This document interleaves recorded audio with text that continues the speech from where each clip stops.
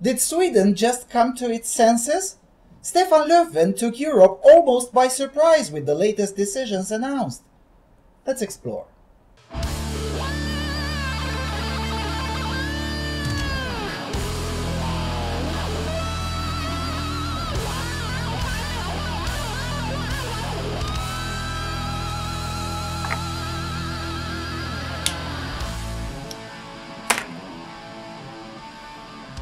Hello everyone, and welcome to the Freedom Alternative.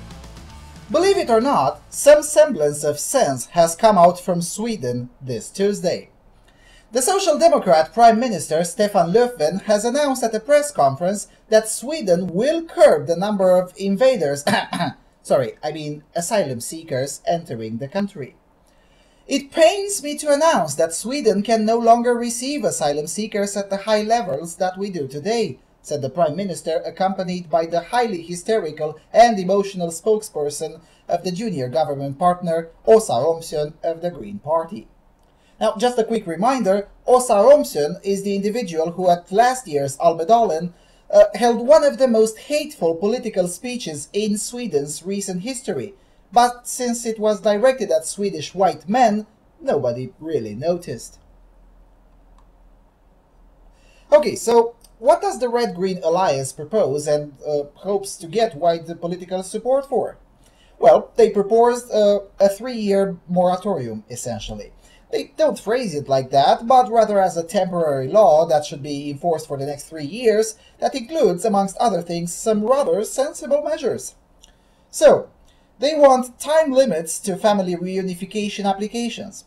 Essentially, the premises is that family reunification is not allowed and only limited exceptions can be made. They want also determining the age of young migrants, this being in direct response to 30-year-olds claiming to be 15.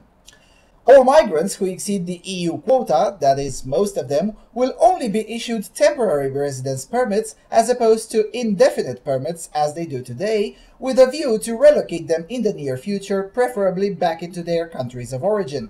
Only limited exceptions are to be allowed for humanitarian reasons. They also want a tightened control over the supplies. That essentially means that the migrant is no longer the king that can require anything and everything, and the Swedish state is to be compelled to provide because potato, as it's currently the case. ID checks are also to be introduced in all nodes of public transportation that leads to Sweden in order to prevent those considering coming to Sweden illegally from even embarking into Swedish trains, ferries, planes, and so on. And as I said, Utlänningslagen, the Immigration Act that is to be amended with these new rules, and the amendments shall have a 3-year expiration date. Now, the government expects political support in the parliament from the opposition as well for these measures, although some Green Party MPs are quite disgruntled since their party has always been the most immigration-friendly from the Swedish political scene. The most immigration-unfriendly party, the Sweden Democrats, have already stated that this is too little and too late, but they are likely to support these measures as well, which makes sense since at the current stage of madness in Sweden, anything is better than nothing. However, while the United Nations and the refugees welcome loons all over Europe are shocked, this decision does not really come as a shock for those of us following Sweden closely. 2 weeks ago, Sweden reintroduced border controls, and the number of migrants arriving daily has already decreased from 1,600 per day to around 1,200 per day, which is a 25% decrease. Now, this may not sound spectacular, and let's face it, it isn't, but on the other hand, it is a start. If these measures will be adopted, which I suspect they will, the numbers will probably go down even faster to a more manageable, like 200 or 300 a day, though I hope they'll drop even more than that. Now, some commentators have expressed concern because Löfven said that this is adopted in order to encourage other countries in the European Union to take more asylum seekers, but I suspect he said that in order to save his and his government's political face.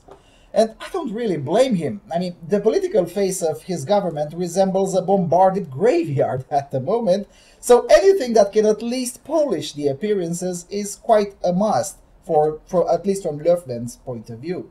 It will be interesting, however, to see how will this affect the overall flow of migrants, since they made it quite clear that they only wish to go to Sweden, Germany, and the United Kingdom.